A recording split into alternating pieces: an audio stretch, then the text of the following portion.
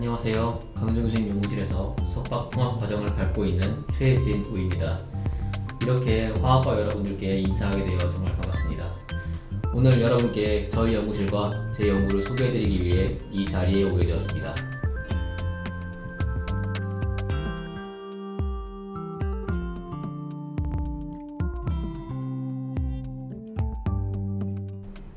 우선 PCMA 랩에서 어떤 연구를 진행하는지를 알려드리겠습니다. 저희 방은 고분자 물성과 그 합성물을 연구하는 랩으로 대표적인 연구로는 PMMA 크리스탈리제이션이 있습니다. 에이테틱 PMMA의 경우 본래 결정화가 일어나지 않는 고분자입니다. 연력학적으로 불안정한 구조가 되기 때문입니다. 하지만 저희는 벤조산을 첨가함으로써 이 고분자로부터 강제로 결정화 구조를 이끌어낼 수 있다는 것을 발견했습니다. 이렇게 연력학적으로 불안정한 구조를 이끌어낸다는 의미로 저는 이 벤조산의 역할을 저희는 엔트로피 희석제라고 명명하였습니다. 이 원리를 이용하여 블록 공중합체를 만드는 연구를 진행 중입니다. 이렇게 결정화를 이끌어내는 원인은 벤조산이 PMMA 고분자 사슬과 상호작용하여 사슬을 곧게 펴주기 때문입니다. 이러한 원리를 이용하여 사슬이 곧게 펴졌다면 그만큼 사슬의 끝단이 잘 반응할 것이라는 아이디어에 착안해 블록 공중합체를 보다 쉽게 형성할 수 있도록 만드는 실험입니다. 이를 위해 보시는 바와 같이 벤조산 하에 DLCR도 반응 실험 등을 진행 중입니다. 그 외에 디바이스에 사용되는 물성 실험도 진행 중입니다. 액체가 섞이면 그 끓는 점이 낮아지는 경우가 있듯이 고체도 서로 섞이면서 그 녹는 점이 낮아지는 현상을 볼 수 있습니다. 이를 유테틱 시스템이라고 하며 이를 이용하여 저희는 전도성 고분자를 보다 쉽게 깔아주는 실험을 하고 있습니다. 전도성 고분자를 쉽게 깔아서 전선처럼 쓸 수 있다면 그 활용되는 여러 디바이스에서 무궁무진하겠죠. 또한 여러 방면으로 활용되며 연구 중인 페로브스카이트도 고분자와 합성물로 활용하는 실험을 진행 중입니다. 보시는 바와 같이 유연성을 가진 고분자에 광학적 성능을 가진 페로브스카이트를 첨가함으로써 유연성 있는 광학 소재를 제작할 수 있습니다. 그 중에서 제가 연구한 분야는 바로 강유전성 고분자인 PVDF입니다.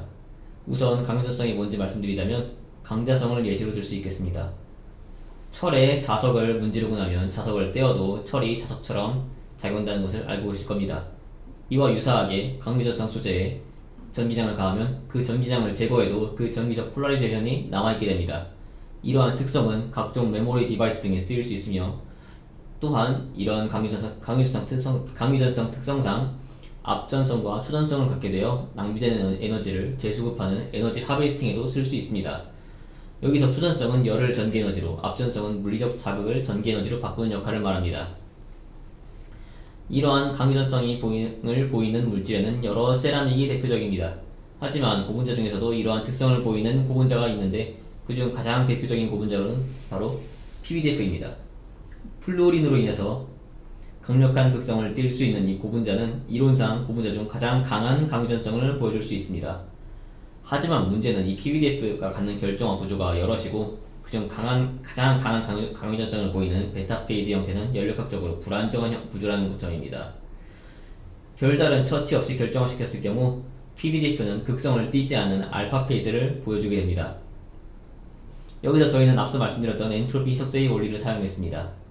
유기 분자를 첨가하여 불안정한 구조로 결정화시킨다는 아이디어입니다. 이에 사용하는 분자는 아황산이었습니다.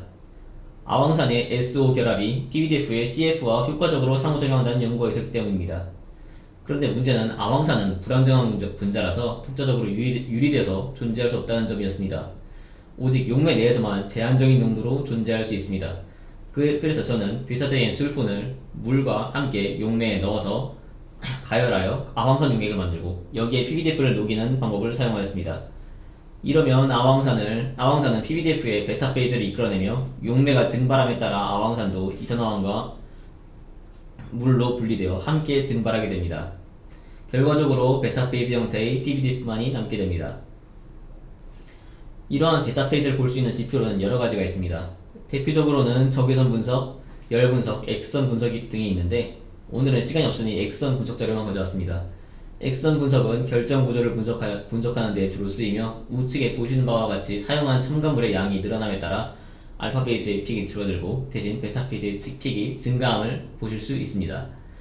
이러한 고분자 소재를 이용하여 에너지 하베스팅을 위한 앞전성 소자를 만들었습니다. 보시는 그림은 전기자극을 가함에 따라 소자의 변화를 본 그림입니다. 그 변성 정도를 보여주는 지표 중 하나인 D33 값은 약 -20에서 -25로 현재 상용화되어 팔리고 있는 앞전 필름과 유사한 정도의 물성을 보여주는 것을 알 수 있었습니다. 요약하자면 저는 뷰타다인 술폰과 물을 이용한 아황산 용액으로 PVDF를 베타 페이즈로 유도하였으며 그 직후 아황산도 증발하여 베타 페이즈의 PVDF만을 남길 수 있었습니다. 이 강유자성 고분자는 유연한 나노 제너레이터와 유연성 메모리 디바이스 등에 활용할 수 있을 것입니다. 혹시 연구 과정에서 기억에 남는 에피소드나 사건이 있나요? 네, 제가 이 논문을 쓰는데 1년 반 정도 걸렸는데요. 사실 논문에 필요한 데이터는 마지막 6개월 동안에 거의 다 모았습니다. 그럼 그 전에 모은 데이터들은 어떻게 했냐 하면 대부분 필기했거나 참고용으로만 썼다고 말씀드려야겠네요. 기존의 데이터는 대기 중에서 제작한 샘플이었고 그걸로 모든 데이터셋을 만들어 놓았었습니다. 그런데 마지막에 다른 조건으로 실험해 보려고 바깥과 밀폐된 글로벌박스에서 만들어 봤더니 데이터 일관성이 완전히 무너지지 뭡니까? 큰 혼란에 빠졌지만 그때 이제 원인 찾으려고 2주 정도 논문만 계속 읽어본 결과 제 연구에 사용된 첨가물인 뷰타다인 술포는 사실 고분자와 바로 상호작용해서 베타페이즈를 만드는 게 아니라 대기 중에 수증기와 반응해서 아황산을 생성하고 그 아황산이 고분자와 상호작용해서 결과물을 만든 것이라는 걸 알게 되었습니다. 그 결과 같은 수준의 베타페이즈를 생성하는 데 필요한 첨가물의 양을 100분의 1까지 줄일 수 있었고 오히려 양을 더 늘려서 물성을 더욱 향상시킬 수 있었습니다. 추가로 학사 과정을 공부하고 있는 대학생들에게 해주고 싶으신 이야기가 있으실까요? 네, 대학원을 고민하고 또 어느 연구실 갈지 고민하고 계신 분들이 참 많으실 것 같습니다.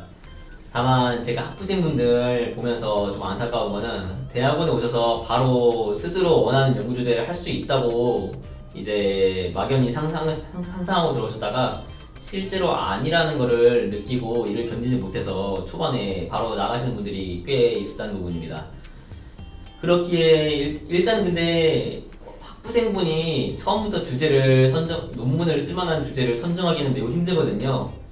그래서 제가 말씀드리고 싶은 말씀은 들어갈 연구실을 처음부터 신중하게 선택하라는 점입니다. 그 연구실이 어떤 분야에 특화되어 있는지 또 어떤 주제인지 그 주제가 내 미래에 도움이 될지를 이제 좀 연구실을 공부를 해보신 뒤에 들어가시는 것이 좋습니다. 여기까지 이제 석박통합 9기 최진우였습니다. 여러분 모두 만나서 반가웠습니다. 감사합니다.